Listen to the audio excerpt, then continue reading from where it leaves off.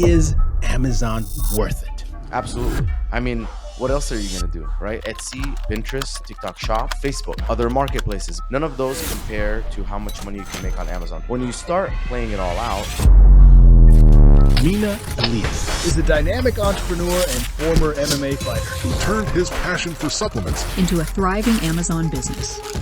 I started with very little. Back in 2018, I was looking for a keto electrolyte powder. There was nothing on the market that had high active ingredients, no sugar, for a reasonable price. So I created a $20 electrolyte. I started with $500 on a credit card. I just kept like recycling the money and investing again and again. And if you come up with a solution to a problem that's better than everyone else's solution, that's ultimately how the business grows. One of the things that was a light bulb moment for me is like, people want to focus on the PPC because it's almost like gambling, right? That immediate dopamine. Yesterday I spent $50, I made 80. I spent 100, I made 200. What do you need to do? You need to be in touch with your customer. You need to understand your customer, which is hard. You need to talk to them, which is hard. And then from there, you need to, and that's also hard. It's a difficult thing and people don't like doing hard things. There must be a lot of people that throw in the towel. When that happens, the only way to succeed is you need to compete, and you need to compete at the highest level. What are the biggest pitfalls when it comes to Amazon?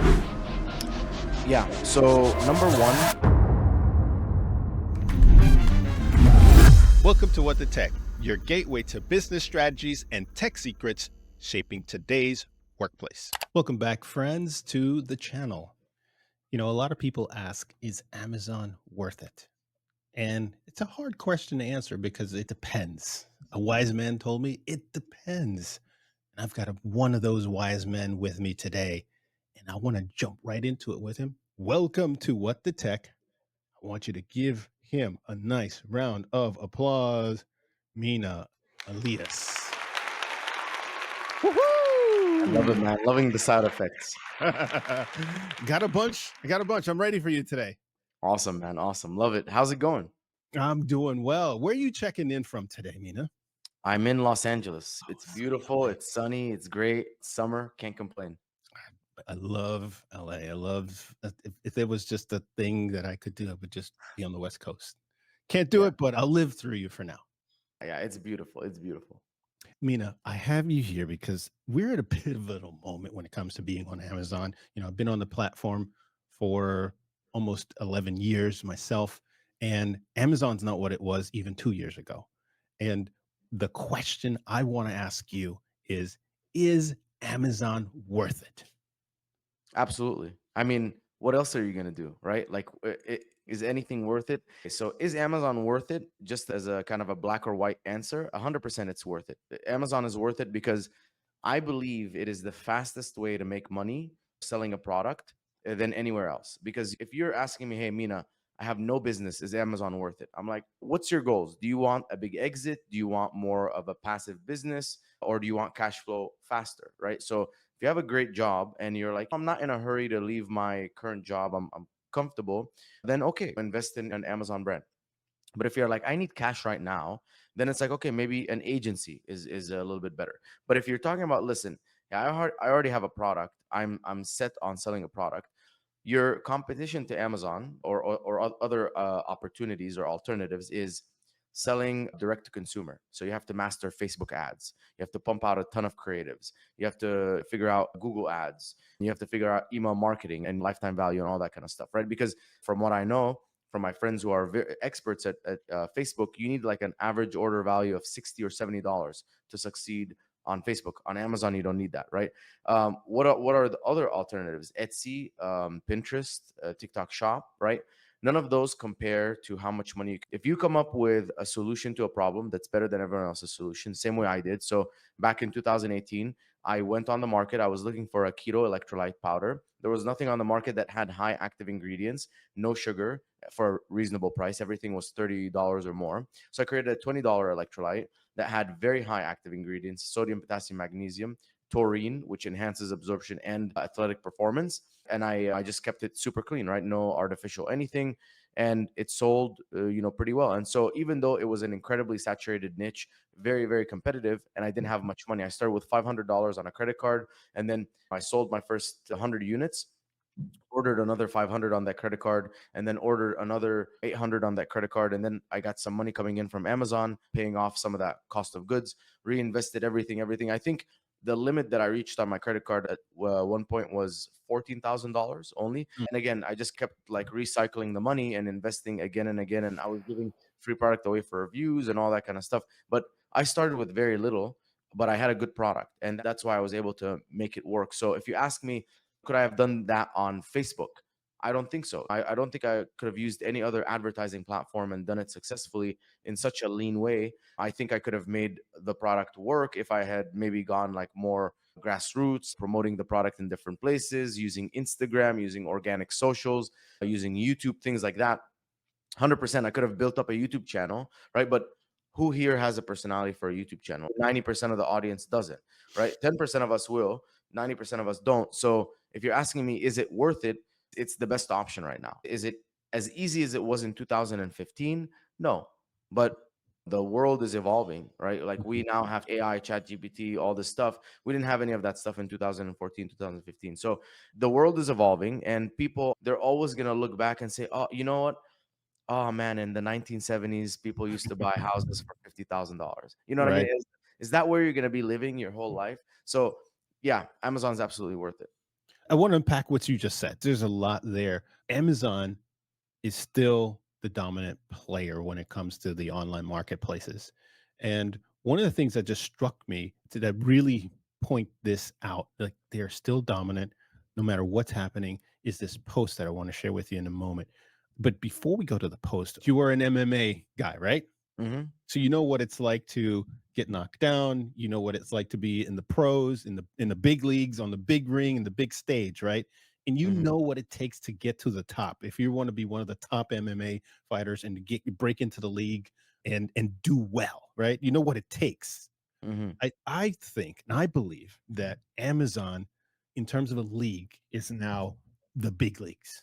You can be on eBay, it's not Amazon. You can be on your own website, like you're saying, direct D2C. It's not like being on Amazon. You can be on all those other platforms, Etsy, Walmart, all of these. They still do not compare to Amazon and what Amazon can do for you. And in order to succeed there, you got to treat it like that. It's the big leagues. That post from LinkedIn, the founder of Marketplace Pulse, he had this on LinkedIn the other day, and this was from Similar Web. If you're listening to this on the audio, on the video we have on YouTube, it ranks some of the top e-commerce websites out there, or marketplaces. And as of this year, of 2024, Amazon is still number one. Number one. What was even more surprising to me, Mina, is Hmm. that Timu jumped into the second place, jumping eBay, but Walmart is not even in the top three. And of those, the only one that probably has the dollars and an infrastructure setup closest to Amazon is Walmart, but they're still number seven. To me, I was blown away when I saw this. And it shows how difficult it is to even touch what Amazon is doing today in terms of the marketplace. 100%. And let's also mention that Amazon has 4 of the top 10 placements. Like Amazon is number 1, number 5, number 8, and number 9. Amazon.com, .japan, .de, and then .india. You know Yep. what I mean? So it's like DE would be not Germany. not only is it ranked number 1, but it ranked 4 times in the top 10, which means no one's gonna come close. But even if other people came close, right? It's like you think of a business model that's better. Like it's hard to think of one, right? Because again, if you're selling product, you can go to stores, right? Liquid IV story, he started off in Whole Foods, and he started off trying to sell the product as he was giving it away in Whole Foods and all this stuff, and he was able to get it to multiple Whole Foods. And then he went direct to consumer, and then he did a lot of influencer stuff. Then he went to Amazon. That's one option, right? Going through retail. Another option is, like we said, D2C. Another option is other marketplaces. But when you start like playing it all out, Amazon comes back as the easiest one. It seems like the most competitive, but I don't think so. I think it's actually the easiest one to succeed in. You just need to know what you're doing and the skills that you need to learn. So first of all, you don't even need to worry about your logistics at all. You're just sending pallets into Amazon. Amazon's fulfilling everything. So you need to worry about the marketing of the product. That's the only thing, having a good product and marketing it on Amazon.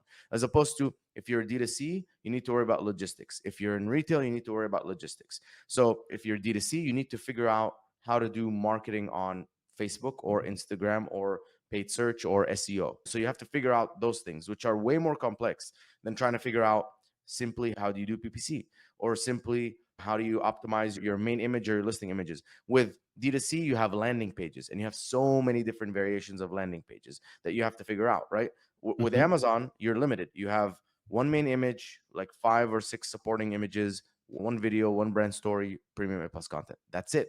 And it's the same modules. The only thing you can do is change the creatives. And the beautiful thing is you have competitors where you can directly compare your creatives to those people and say, can I just one up my top competitors, right? You can't really do that with D2C because it depends on the audience and depends on where they're coming from, which ad they're coming from, and what's the landing page. And you can have different funnels. It's so much more complex. I think Amazon's still the easiest, even though it's gotten harder and more sophisticated. Stop comparing it to what it used to be.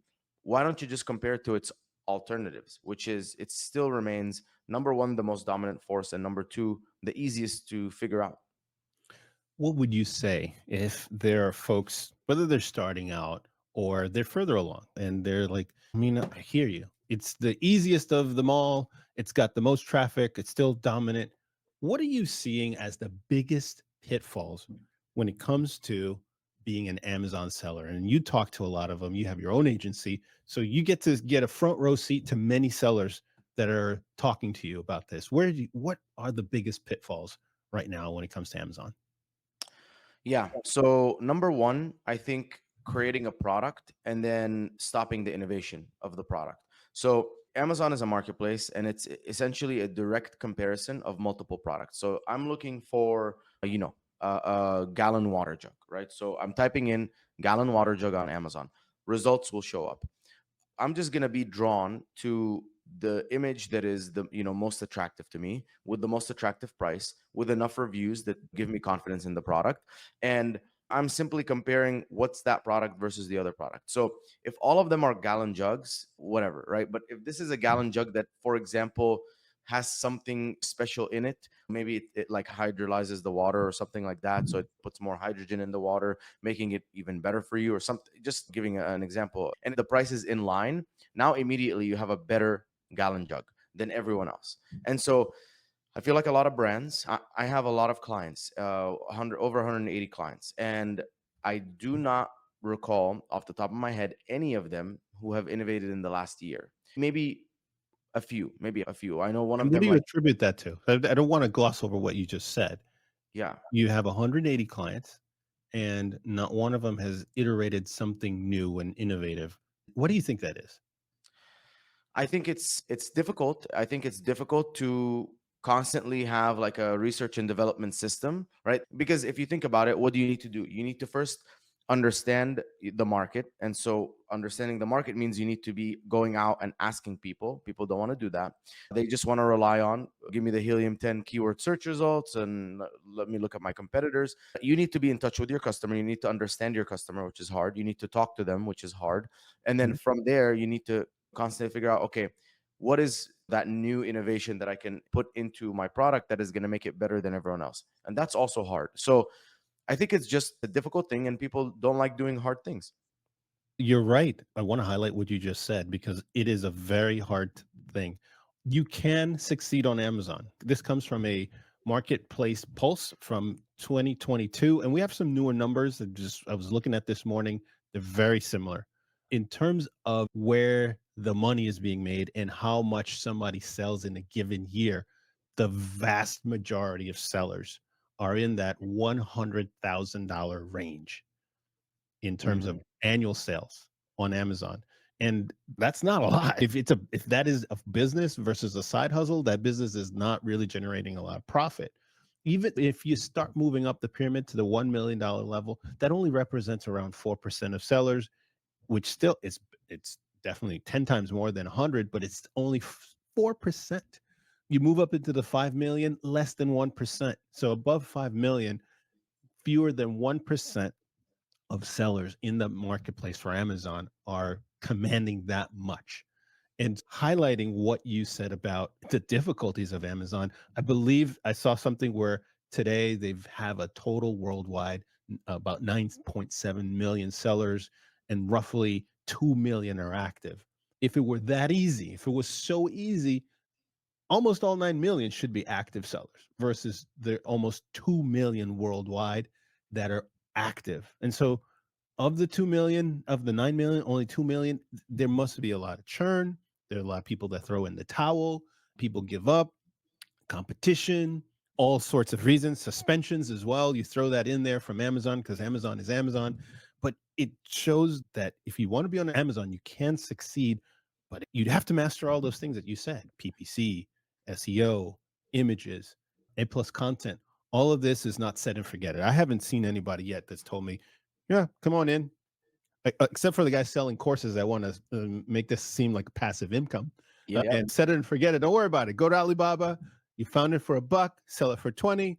You see the guy on Helium 10 that's number one, similar image, put it on Amazon. You're going to be there selling easily 50 grand a month. I've never seen anybody come back to tell me that they did that and it worked. Exactly, exactly. You're right. It's only the course people because they're selling a dream. But absolutely, man. I think with Amazon, it's gotten more sophisticated. But I also feel like the entire world has gotten more sophisticated. So Mm. I don't think it's anything unusual. I just think now if you want to succeed on Amazon, it used to be easy. You used to make a product and find like something that's selling and whatever, get a bunch of reviews, and all of a sudden there's more demand than there is supply. So everything is good. Now the supply has overcome the demand. So there's more supply than there is demand. So when that happens, the only way to succeed is competition. You need to compete and you need to compete at the highest level. And again, I don't think it's that hard, right? I think it's traffic and conversions. So when it comes to conversions, I would say that's where you want to start. You want a main image that is very attractive. You want your listing images to be beautiful. You want really good brand story and premium A plus content. And you want all of your images to do a very good job of selling your product. You want everything to be like sales language, infographics. You're not just, oh, this looks attractive, but more, this is convincing me why this product is better than everyone else. You want a competitive price. You want to be getting reviews. You want to optimize your SEO and your title and your bullet points. And that kind of covers 90% of what you need to do to improve your conversion rate, right? And then when it comes to traffic, it is simply a matter of testing different keywords so you can show up in different search results in different positions, identify which position works for you. And if none of the positions are working, stop spending money on that keyword and try a different keyword. And then you just keep investing again and again in all the different keywords until you figure out which keywords and at which positions work the best. And then that's where you're driving traffic to your listing and it's converting profitably. And then you just work on 1% better every single day. How can I make my main image a little bit better? How can I make my listing images a little bit more convincing? How can I make my premium A plus a little bit better? How can I get more reviews? Most sellers that I talk to do not have a review strategy. They don't have a, hey, I'm confident and know what I'm doing for the next 12 months to get, let's say, like 10% of my orders as reviews. So if you're selling 1,000 units a month, they don't have a strategy to get 100 reviews a month. You know what I mean? And I Mhm. understand it's, again, it is difficult because everything's against terms of service. Some people are afraid to do anything gray hat, right? Like, Right. go out there and actually ask people, hey, I'll give you the product for free in exchange for a review, because it is against terms of service. But do something, you know what I mean? Like maybe include a warranty and have them opt in, and then start engaging them and ask them like, hey, how's the product, whatever, and then develop a relationship and ask for a review. If it's one person's full-time job, they need to just have 4 conversations a day, and or yeah, 4 conversations a day. What is that? 4 times 5 is 20. So 20. 80 a month. So that's, you're going to get 80 reviews a month. And that's, imagine someone like a virtual assistant that speaks good English emailing 4 customers a day, or let's say they email 8 customers a day and they get 4 responses back, and they can convince them like that this is a company that cares about them, whatever, please leave me a review. That's if you want to do it fully within terms of service, right? People, like, they want to focus on the PPC because it's almost like gambling. It's like blackjack, right? Like, you're immediately getting a response. I bet this much, I hit, I didn't hit, I stood, whatever, and this is the result. And that's what PPC, it gives you that immediate dopamine of, yesterday I spent $50, I made 80. Yesterday I spent 100, I made 200. They don't look at the images, which is, it's not as simple to know, okay, I'm optimizing. If you're optimizing your images, you need to keep PPC pretty steady, optimize the images, and see the impact on your total revenue. People don't want to spend a lot of time doing that. And We optimize images for our clients. And when we do that, I'm like, okay, 6 months later, I'm like, hey, like we should optimize again. And they're like, we just did the images. I'm like, we did them 6 months ago. Let me show you your top competitors. And they're like, oh, wow, they look better than us. I'm like, yeah, like they saw you looking better than them and they went and now they want to be better than you. And so now we have to beat them. Very And true. Very yeah, true. And you said something that I want to come back to because it's important to what you're just saying right now, which is if the average, let's say the average seller improves 1% every year, that means that in 5 years, the average seller has gone, let's just say they were at 50. If it was a barometer, they're at 50. Now they're maybe at 55. So your game has got to come up to that new level because all the other sellers below you started getting better. And that requires, like you said, we got to go back 6 months or 3 months even because the competition sees, okay, he made a change or I'm going to make a change, or this new player came in and they're knocking out of the park and we got to adjust. And I think that what you're just saying, it's a constant refresh of what's working, what's not working, and evaluating it. So that becomes part of the workflow, part of the process, just everything else, just like ordering product. You got to reorder product, right?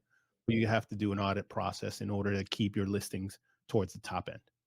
yeah, and be honest with yourself, because it's almost one of those things like where you like kind of stand naked in the mirror type of moments where you just have to be honest with yourself and say, listen, what do I feel like I'm strong at and I feel comfortable there and I'm doing, and what am I weak at? And I had those moments where I was like, okay, I'm really good at PPC. I'm amazing at PPC. I'm pretty decent at reviews. But I'm like, okay, what are my weaknesses? I wasn't doing SEO. I wasn't investing in SEO at all. I wasn't doing images. I wasn't doing video. I wasn't investing in premium plus content. Like my listing, I kind of I would just do it once and I would leave it for a year.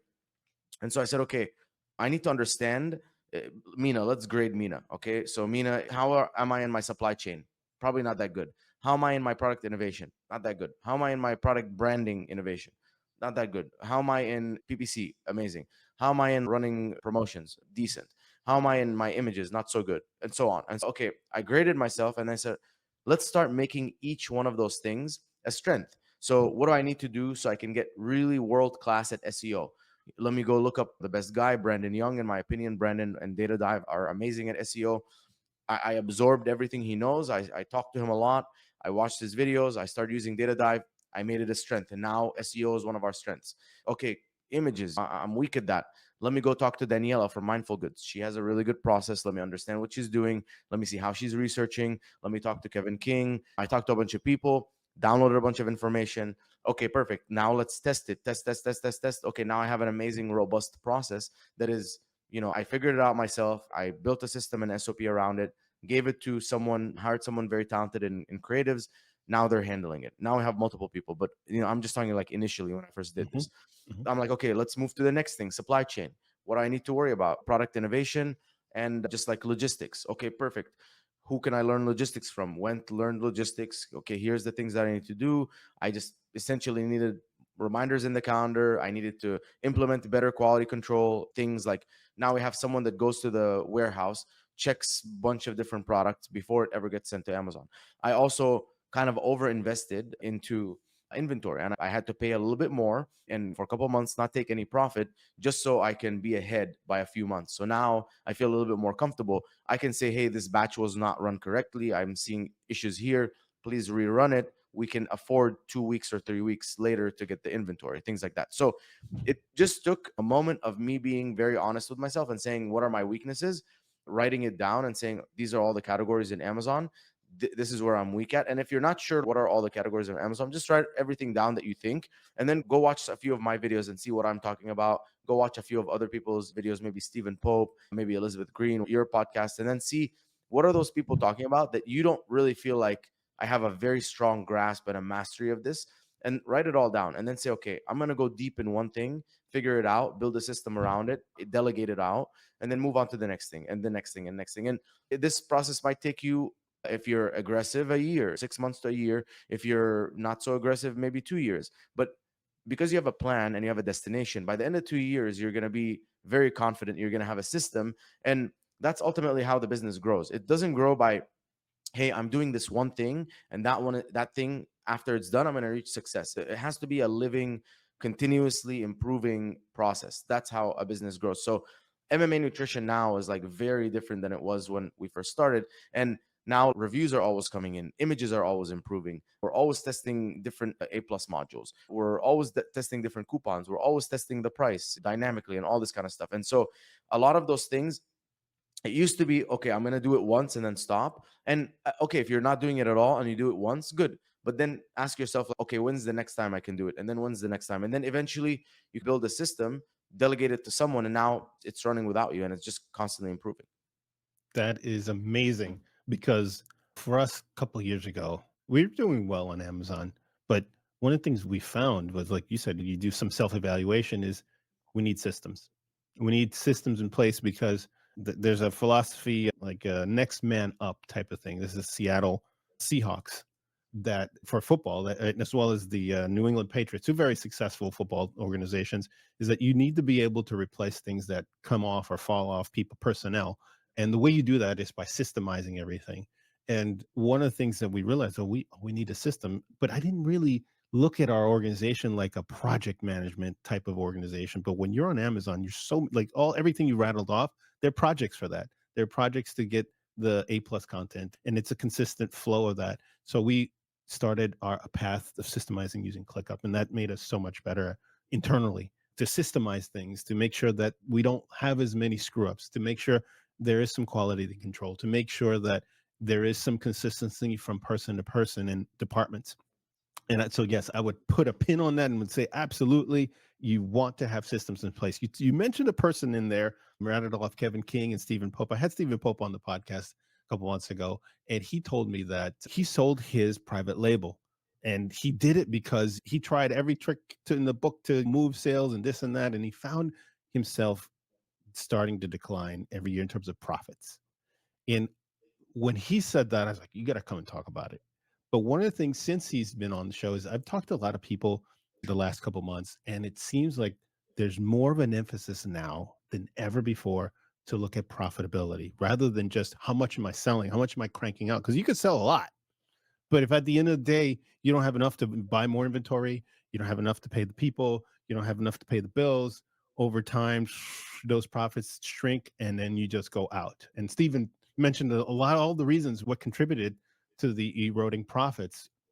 What are your 180 or even some of the other people that you're talking to say to you about profits as it relates to Amazon now?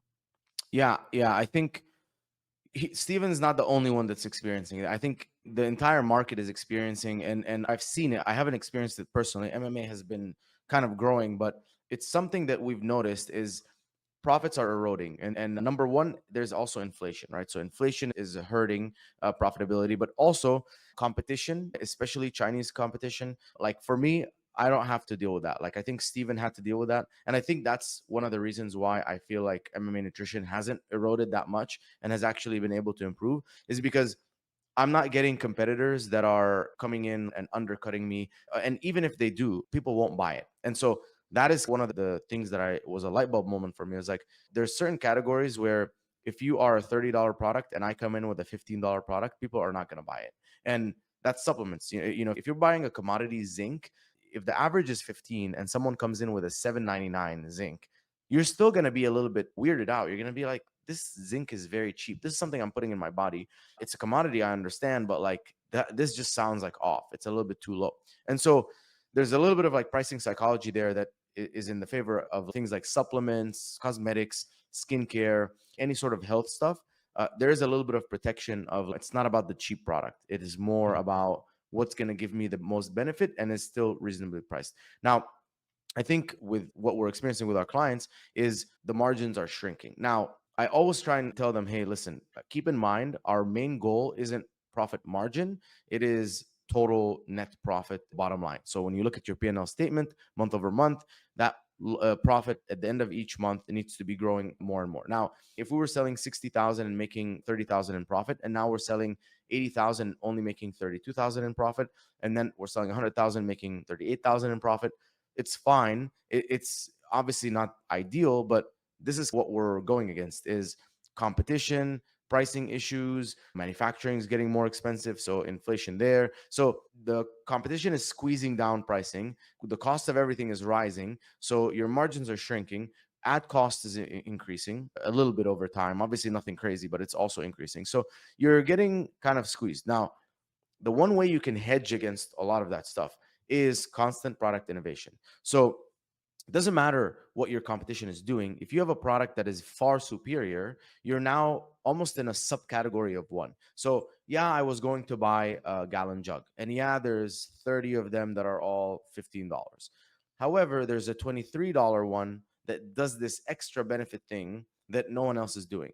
Okay, I'd be open to it. I'd be open. Now, that's not going to protect you too much from the rising cost of the ads, right? It's not going to protect you too much from the rising cost of goods, but it will increase your conversion significantly, which will then make all of those things as a percentage a lot better. And the one thing that can fight the rising cost of ads is better click-through rate and better conversion rate result in more organic sales, which means that your total ACOS, or your percentage of your ad costs overall to your total revenue, starts to go down. So your margins start to come up.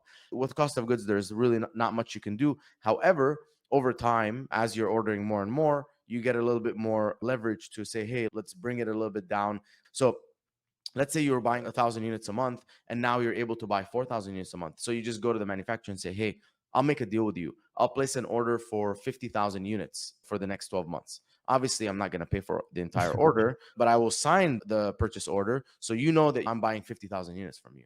But just give me a really good price. So maybe you were priced at $5. And that We'll works. do it That for works. three. But I just want to park it for a second on that, because that's a tip for folks that haven't negotiated like you have. This negotiation tactic working for you?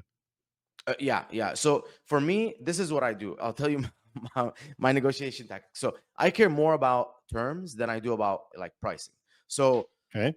what I'll do is first I'll spend some time with them selling, and then I'll come to them and I'll say, listen, here's my projection, and I'll hype up my projection a little bit. But I'll say, let's be conservative. In the next 12 months, I'm going to order from you 35,000 units based on I'm selling whatever 2,500 units a month or something like that. I project that I'm going to need 50,000 units from you, but I'm down to place a PO right now for 35,000 units. However, I need you to come down on the pricing because this is a big order. So they're like, okay, cool. I can come down from $5 to $4. I'd be like, come on, let's go down to 350. Say, okay, fine. I can do 350. I'm like, okay, cool. And also, I want to pay net 30 after you send the product out to Amazon. So once the shipment goes out of 2,500 units, net 30, I'll pay you. And then it'll be like, no, like net 30, whatever. And say, okay, fine. What if I come up to 425, but you give me the net 30 terms? And they're like, okay, fine. I could do that. And so even though I'm losing whatever 75 cents a unit, which I don't care if you think 75 cents, even a dollar after a year is 35,000, but now my cash flow cycle becomes almost negative, which means the manufacturer makes the product, sends it to Amazon, Amazon sells it, Amazon pays me the money before I have to pay the manufacturer the money, which allows me to constantly keep scaling without needing to worry about too much cash flow, or I can have a little bit of cash like that I use initially, and then everything takes care of itself a lot better. That's my advice on negotiation, is like start with like pricing, make them think that's what you care more about, and then add in terms and then pull off the pricing, and then their mind is probably more on the pricing versus the terms. I love that. I absolutely love that, because it took me years to pull off what you just said. And I think it's the confidence to know that you can negotiate terms with whether they're a supplier in Mexico or supplier in China, and to be able to say, hey, look, I can order this much in a year, but I'm not going to take that. I'm not going to take 50,000 now, but let's make a deal. I will be willing to take 10,000 units now, but I need you to give me some runway. And 30 days is nice. 60 days would be even better. But somewhere in between there, because I got to tell you, for me, as I've been talking to more and more sellers, when I look at why a lot of sellers run into trouble, it's the cash flow. I can't keep up with the orders, right? You've done the PPC, the people are buying it, they're clicking, all that stuff. I can't keep up, and I can't fund my own inventory. And part of that is because Amazon, between the time the stuff ships from the supplier to FBA to then when you get paid, can take 30 or even 60 days even from unit one being sold.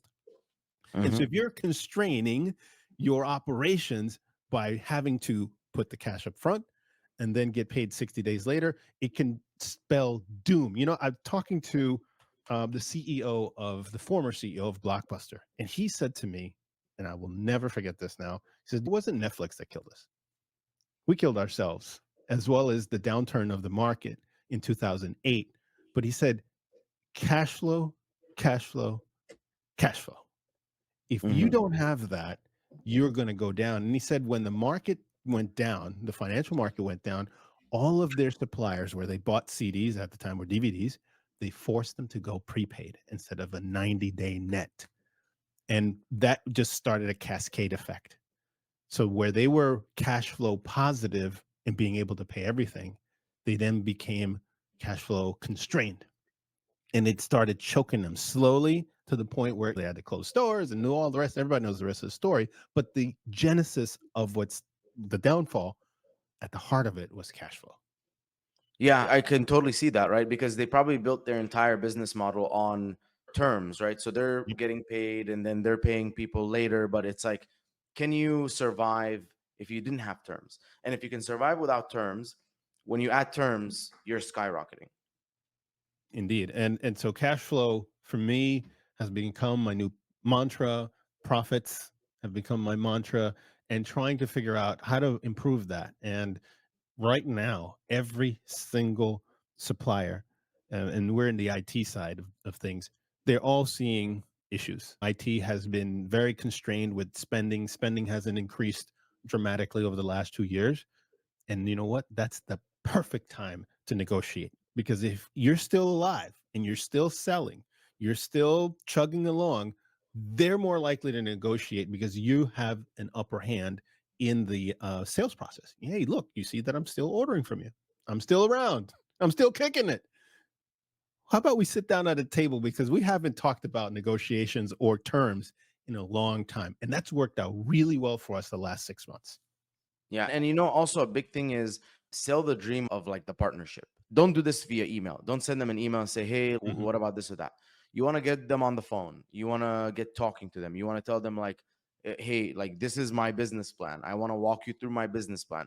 Make a presentation. Say, this is where we're going. This is the market size. This is how the competitors are doing.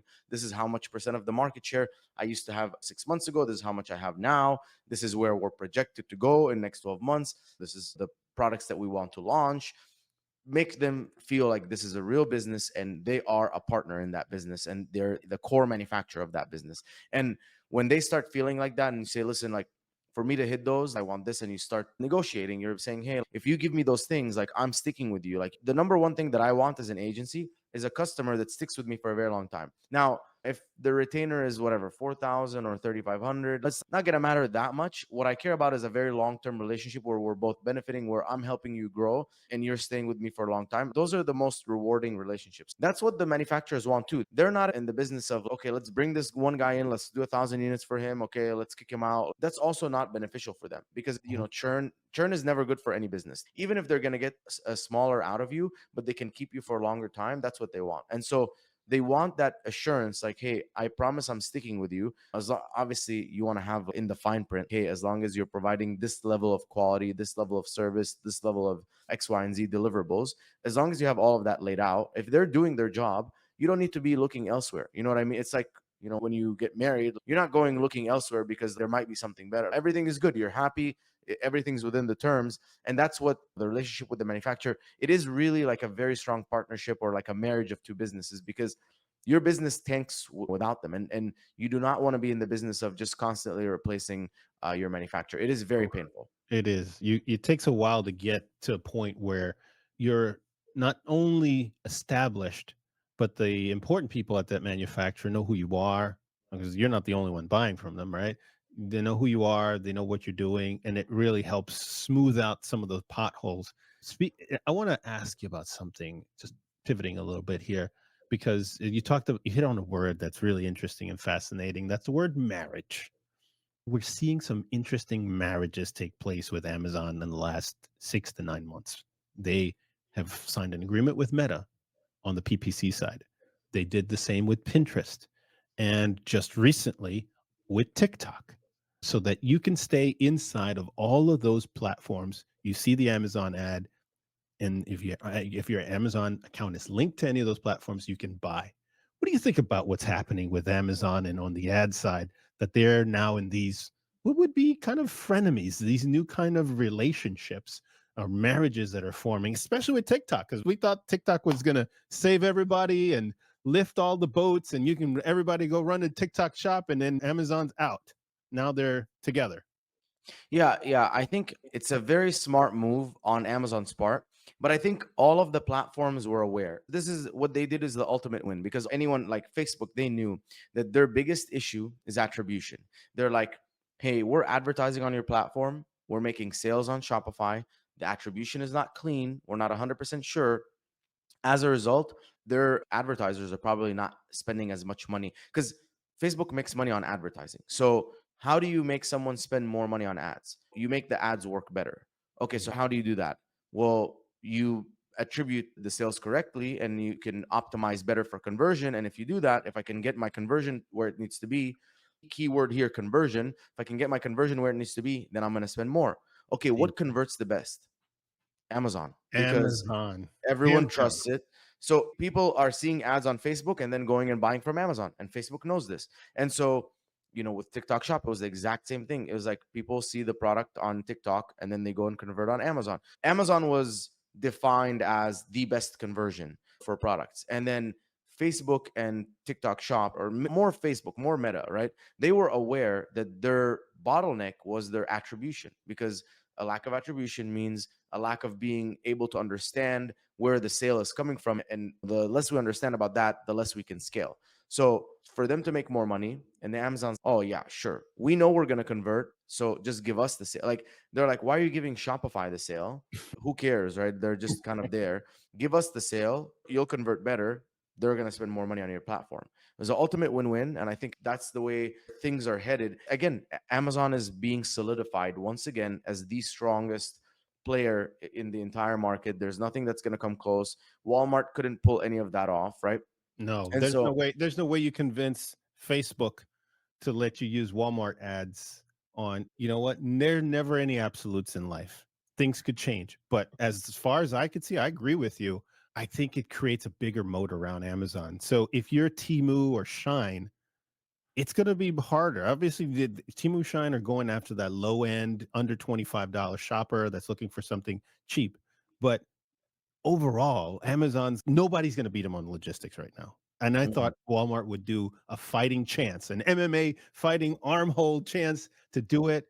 That last mile where they invested billions is hard to pull off, and they're doing it. And now they're taking what I call social commerce. TikTok could have done what Amazon, but you got to spend that money on the logistics, warehouses, FBA type of program. They're not going to do it. I don't think so. I don't think so. They're saying they got a few little warehouses, but I don't think they can get to where Amazon is, which is last mile. I got my photo. Oh, I see I got the product. It was at my doorstep earlier this morning. I'm gonna go pick it up. Yeah, and I believe the TikTok shop is the biggest threat to Amazon, not because it is a better platform, but it is because you and I are in a different generation than Gen Z and Gen A, and their shopping behavior is changing. So, Mm. our parents used to shop in stores, and I bet you if I talk to my mom or my dad, every day I call them, they're like, "Oh yeah, we just got back from the store." And it's always they're always at the store, and that's their generation loved to go to the store and see things and feel them. Our generation didn't like that. We just wanted convenience on the phone. I don't care if I see it, as long as the pictures look convincing, I'll buy it. If I don't like it, I'll return it, right? For them, they couldn't fathom it. But the next generation, in my opinion, the way that they're going to shop is through social shopping, which is TikTok. My wife is at the border of Gen Z.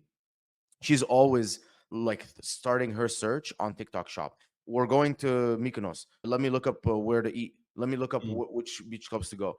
Where should we go eat this weekend? Let me see top LA cafes or top LA Right. restaurants. So they're starting their search on TikTok. And so I think that's the biggest threat, is because if that changes and people no longer want to type in a keyword and see a bunch of results, but they would rather see it from other creators, and everyone is now a creator and they're all creating content, and they want to really see it and hear feedback and testimonials and all this stuff on the product before they buy it, then that's the only way Amazon falls down, because Amazon is great, but they have to either acquire or partner with the biggest social platforms that Yeah. have the attention. And so that's why the partnership with TikTok is ideal, because TikTok Shop right now is the biggest social platform for all Gen Z and under. It's the Mhm. number one. Nothing even comes close. Meta does not come close. As those people start getting older, they're the ones that are going to have all the purchasing power. If you can just, Amazon can just create a social platform and say, we created Amazon Talk. They're And trying, but it's not working like TikTok. It's different, right? it's Amazon different. is e-commerce first, social very far second. Mhm. TikTok is the other way around, right?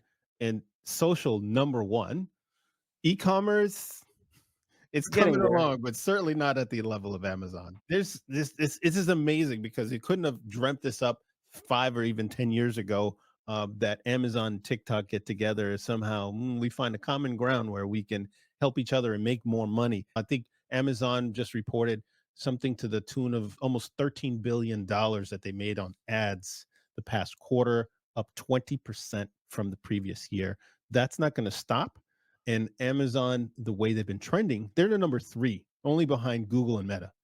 And so, Wow. yeah, so only Google, and I think Google does about 200 billion. That's with a B, 200 B, 13 billion. So 13 billion for Amazon and 200 billion for Google. They're still far behind Google, but still they're in the number 3 position above X and Yeah. everybody else. So I think it's going to be very interesting what happens, because they're going to want to keep that revenue stream coming. It's a lot of money to them. It's what helps them be profitable. And I think as a seller, I don't know what's going to happen next with ads on the Amazon platform, but I think you have to keep an eye on it. You have to monitor it. You have to pay attention to wise folks. There's a bunch of good, really good folks out there that people can look, that got their Mhm. finger on the pulse when it comes to ads.